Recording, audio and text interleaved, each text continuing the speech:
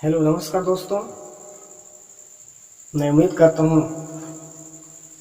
कि आप लोग खुशदिल होंगे। मैं पहली वीडियो में भारतीय नागरिकता से संबंधित मैं कुछ चर्चा किया और मैंने यही बताया कि भारत में नागरिकता कैसे ली जाती है, यानी भारत में नागरिकता कैसे प्राप्त किया जा सकता है। इस वीडियो में मैं बताऊंगा कि भारत में नागरिकता से कैसे बर्खास्त किया जाता है, नागरिकता को कैसे रद्द किया जाता है, नागरिकता को कैसे अंत किया जाता है। एक बात मैं बता दूं कि अभी लॉकडाउन की स्थिति है हमारे देश में और हमारे पास कई ऐसे समस्याएं हैं, कई ऐसे फैसिलिटीज का सुविधाओं का अभाव है जिसकी वजह से मैं आप लोग को पूरी सुविधा नहीं दे पा रहा हूं। इसके लिए आप तनाव नहीं लें, क्योंकि मैं अभी ग्रामीण क्षेत्र में हूँ, इस वजह से इतना फैसिलिटी अवेलेबल नहीं हो पा रहा। इसलिए अगर किसी प्रकार को वीडियो में अगर कोई समस्या उत्पन्न या कोई प्रॉब्लम दिख रहा हो तो इसे तनाव न लें, मुस्कुराते हुए उसे देखें और अपना विकास की पथ पे आगे बढ़ें। इसे मैं बताना चाहता हूं कि भारत के नागरिकता को कैसे अंत किया जाता है। तो चलें मैं बताता हूं। भारतीय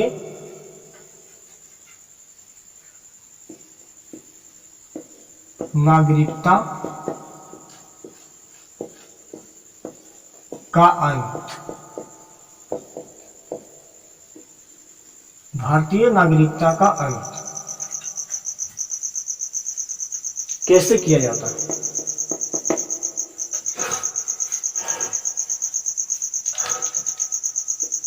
भारतीय नागरिकता का रद्द, उसका बर्खास्त कैसे किया जाता है? तो सबसे पहले समझेंगे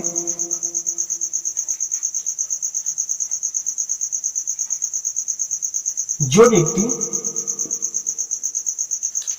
या वैसा व्यक्ति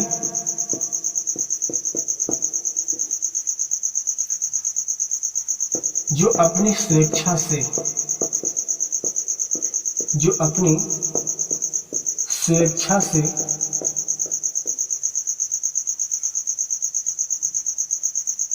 अपनी नागरिकता का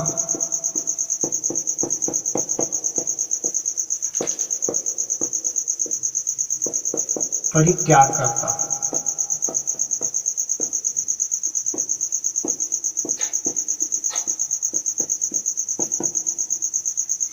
वैसा व्यक्ति जो अपनी स्वेच्छा यानी अपनी इच्छा से, स्वेच्छा यानी स्व माने स्वयं, इच्छा माने इच्छा, अपनी इच्छा से वैसा व्यक्ति जो व्यक्ति अपनी स्वेच्छा से अपनी नागरिकता का परित्याग करे यानी अपनी नागरिकता को त्याग दे,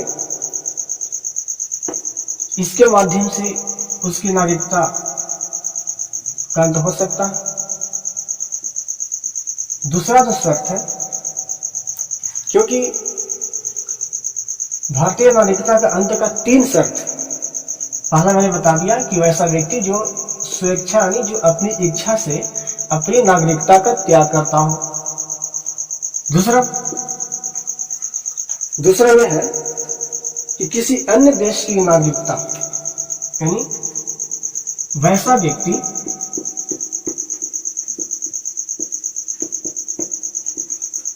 जो अपनी स्वेच्छा से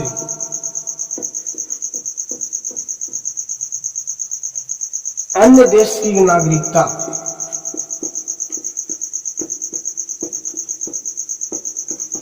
अन्य देश की नागरिकता प्राप्त कर ले तो उस व्यक्ति की नागरिकता समाप्त हो जाती है, अंत हो जाती है। यानी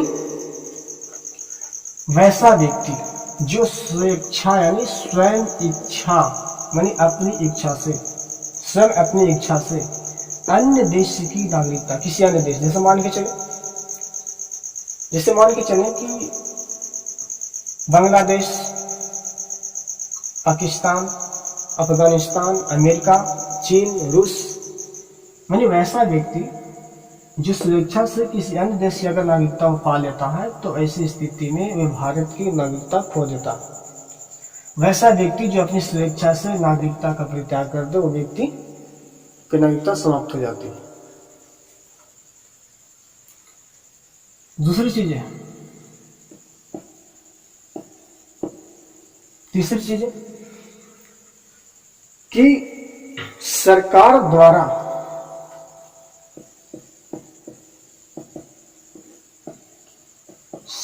द्वारा नागरिकता को छीनना, यानी सरकार भी चाहेगा तो आपको नागरिकता को छीन सकता, आपकी नागरिकता को बर्खास्त कर सकता आपकी नागरिकता से। लेकिन सरकार ऐसी नहीं है कि सरकार आपको बिना किसी शर्त, बिना किसी तथ्य कि आपको भारत की नागरिकता से बर्खास्त कर सकता है। उसके लिए भी हमारे संविधान में कई ऐसे प्रावधान, कई ऐसे उपबंध को सम्मिलित किया गया है, उसमें वर्णित किया गया है, और उसी तथ्य एवं शर्त के आधार पर सरकार आपको भारत की नागरिकता से वंचित कर सकता है। तो इसकी कई शर्त हैं, जिसमें पहला शर्त में है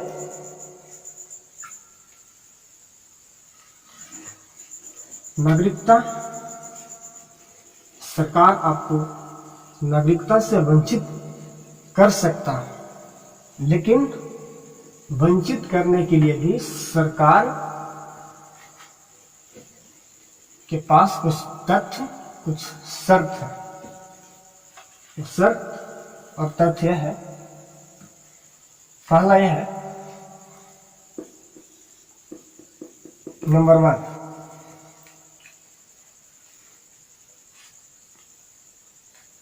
वैसा व्यक्ति या प्रत्येक व्यक्ति या वैसा व्यक्ति या कोई भी व्यक्ति जो 7 वर्षों से, प्रत्येक व्यक्ति या कोई भी व्यक्ति जो 7 वर्षों से लगातार बिना अपनी सरकार को सूचना दिए और देश से बाहर अगर रहता है,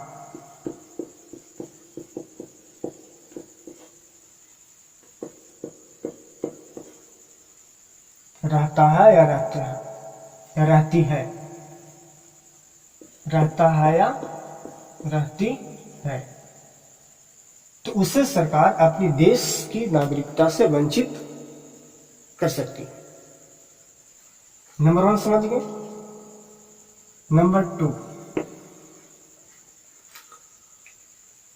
अवैध तरीके से वैसा व्यक्ति या कोई भी व्यक्ति, या लिखेंगे वैसा व्यक्ति जो अवैध तरीके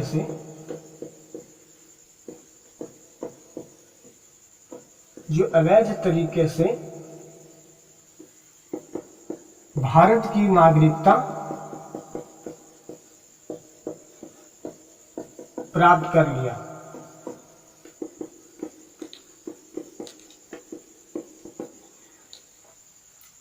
यानी वैसा व्यक्ति जो अवैध तरीके से, यानी गैर कानूनी तरीके से,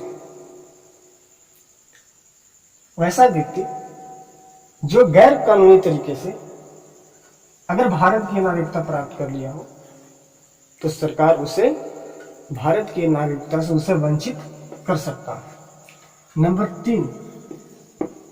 3, कौन सी शर्त है, कौन सा तथ्य है, उस तथ्य को समझेंगे। देश विरोधी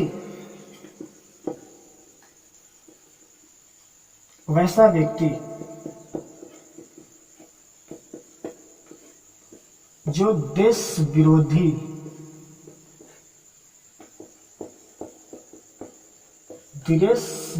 गतिविधियों में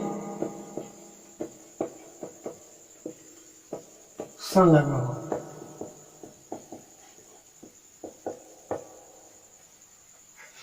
यानी वैसा व्यक्ति जो देश विरोधी यानी देश के विरुद्ध गतिविधियां यानी क्रियाकलाप में सम्मिलित हो। मैंने वैसा क्रियाकलाप कर रहा, वैसा कोई कार्य कर रहा जो देश के नियमों, कानूनों, संविधान के प्रावधानों, उपबंधों के खिलाफ हो, तो उस स्थिति में सरकार चाहेगा तो उस व्यक्ति को इस देश की नागरिकता से बर्खास्त यानी वंचित कर सकता है। चौथा, अगर वे भारतीय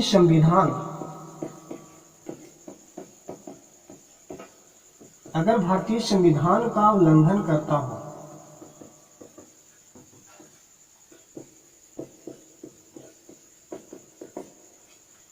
तो वैसा व्यक्ति जो भारतीय संविधान का उल्लंघन यानी भारतीय संविधान के अंतर्गत जो नियम है, जो कानून है, जो उपबंध है, जो तथ्य है, जो शर्त है, अगर उसके खिलाफ अगर कोई कार्य करे यानी भारतीय संविधान का अगर उल्लंघन कर रहा हो, तो उस व्यक्ति को भी सरकार चाहेगा तो अपने देश की नागरिकता से वंचित कर सकता।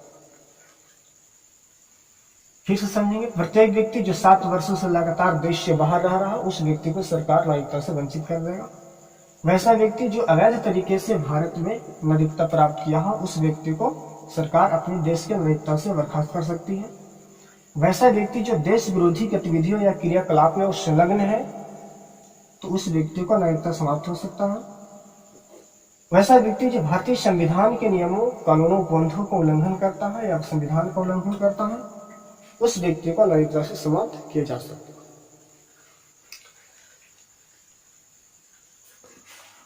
अब मैंने जो बताना चाहता हूं वह है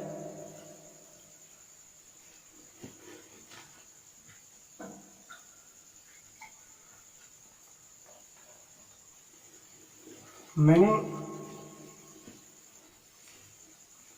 आपको कुछ शुरू में बताया था कि आर्टिकल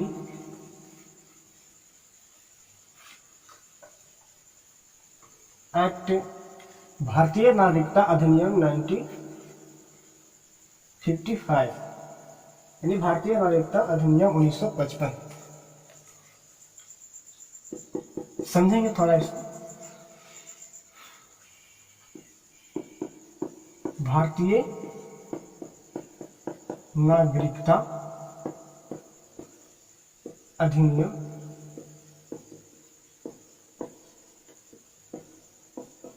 1955 भारतीय नागरिकता अधिनियम 1955 यानी 1955 ये कैसे बना, थोड़ा सा समझेंगे कि जब हमारे देश में संविधान लागू हुआ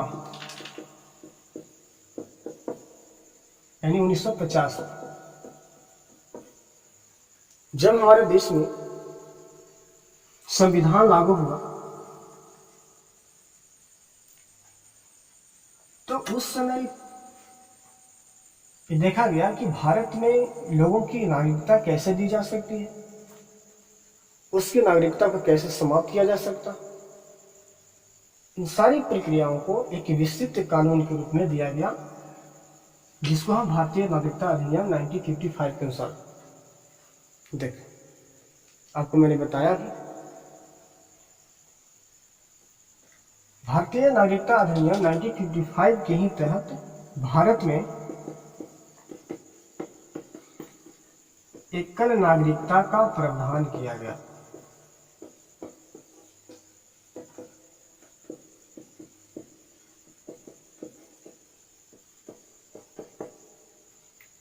यानी भारतीय नागरिकता अधिनियम 1955 के ही अंतर्गत भारत में एकल नागरिकता का प्रावधान किया गया। इसका मतलब एकल नागरिकता का मतलब है कि जो व्यक्ति या जो नागरिक जो भारत का नागरिक है वो किसी अन्य देश का नागरिक नहीं हो सकता। इसका अर्थ, इसका तात्पर्य है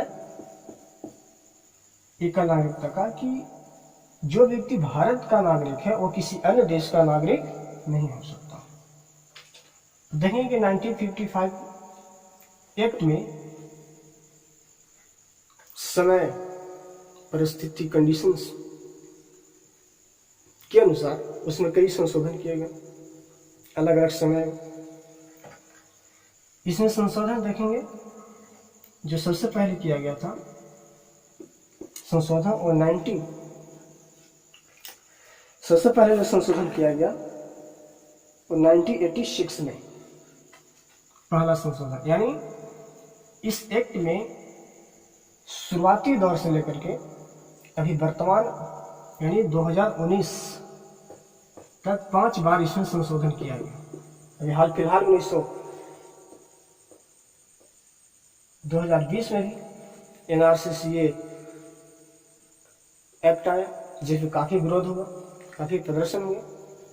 लेकिन मैं इसे पहले बात कर रहा हूं कि 2019 तक इसमें 5 बार संशोधन हुआ।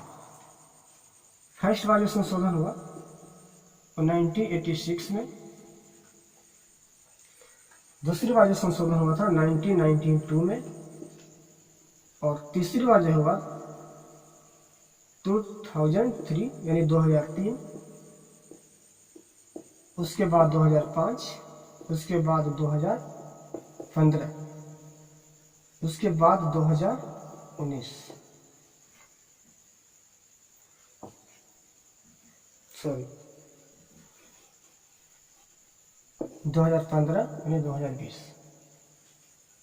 यहाँ पर मैंने 2019 नहीं है, मैंने मिस्टेक हो गया। यानी इसमें 5 बार संशोधन किया गया। पहली बार जो संशोधन किया गया 1986 में, भारतीय नागरिकता अधिनियम 1986, उसके बाद 1992, उसके बाद 2003, 2005 और 2015 और 2019 यानी 2019 में ही संशोधन किया गया।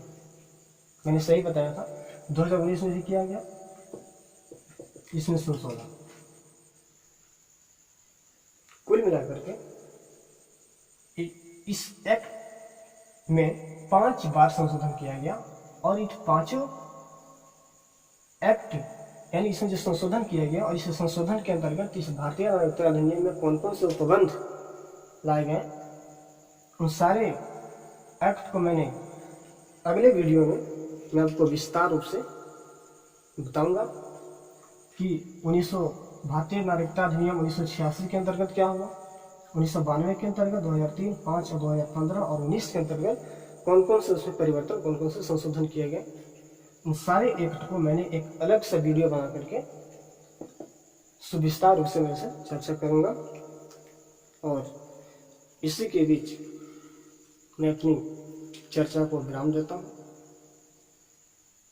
एक बार फिर से तहे दिल से धन्यवाद बोलता हूँ।